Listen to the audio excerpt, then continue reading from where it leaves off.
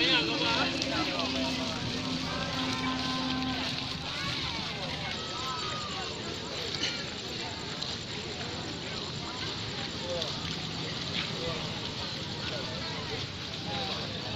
Hakim yang terhormat,